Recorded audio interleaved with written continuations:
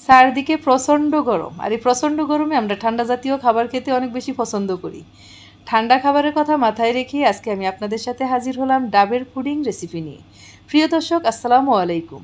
Welcome everyone to my Anjuma's kitchen. যে যেখান থেকে ভিডিওটি দেখছেন আশা করি অনেক অনেক ভালো আছেন, সুস্থ আছেন। প্রিয় দর্শক, আজকে আমি যেই প্রসেসে ডাবের পুডিং বানাবো, আপনারা এই ডাবের পুডিংয়ে দুই রকমের টেস্ট পাবেন, একটা নারকেলের টেস্ট আর একটা ডাবের টেস্ট। তো চলুন ভিডিওটি শুরু থেকে শেষ পর্যন্ত দেখে নিন। প্রথমে আমি একটি বাটিতে ডাবের পানি নিয়ে নিব। ডাবের পুডিং বানানোর ক্ষেত্রে একদম কচি ডাবের পানি না নিয়ে একটু শক্ত ডাবের পানি নিতে হবে, এতে করে পুডিংয়ের টেস্ট অনেক ভালো আসবে।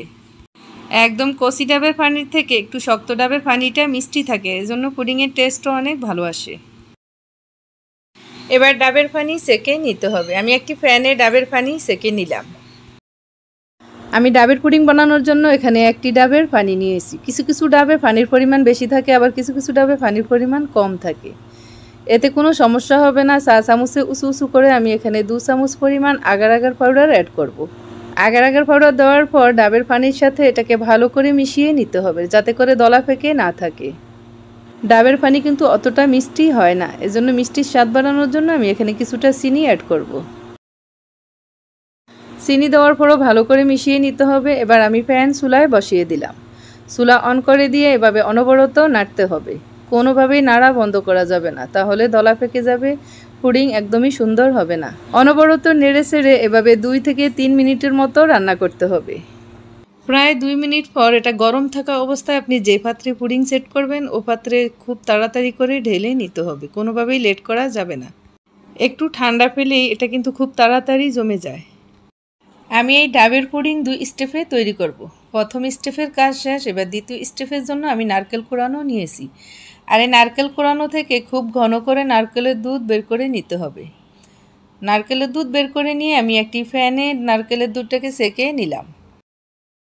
নারকেলের দুধও আমি ডাবের পানির পরিমাপ অনুযায়ী নিয়েছি। আমি ওই অনুযায়ী আগার আগার পাউডার অ্যাড করব। আমি এখানে উঁচু উঁচু করে চা চামচে 2 চামচ পরিমাণ আগার আগার পাউডার মিশিয়ে নিলাম।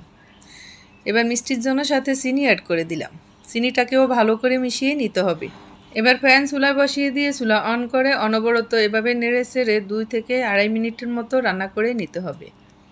এবারও প্রথমবারের মতো প্রথম স্টেপের উপরে দ্বিতীয় স্টেপ গরম গরম থাকা অবস্থায় ঢেলে নিতে হবে।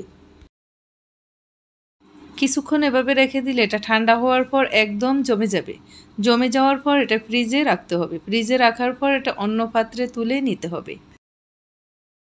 এই ডাব নারকেলের পুডিংটা খেতে যে কতটা টেস্টি হয়েছে, আশা করছি আমার এই প্রসেসে তৈরি করলে আপনারাও এর টেস্ট বুঝতে পারবেন। প্রিয় দর্শক, আমি আশা করছি আমার আজকের রেসিপিটি আপনাদের সকলেরই অনেক অনেক বেশি ভালো লাগবে। ভালো লাগলে অবশ্যই একটু বেশি বেশি লাইক আর শেয়ার করে দিবেন। আর আমার চ্যানেলে যদি আপনি নতুন হয়ে থাকেন, তাহলে আরও নতুন নতুন ভিডিও পেতে চ্যানেলটি এখনই সাবস্ক্রাইব করে নেবেন। আজকের মতো ভিডিওটি এখানেই শেষ করব। আগামীতে নতুন কোনো ভিডিও নিয়ে হাজির হব আপনাদের সাথে। সে পর্যন্ত ভালো থাকবেন, সুস্থ থাকবেন সবাই। আল্লাহ হাফেজ।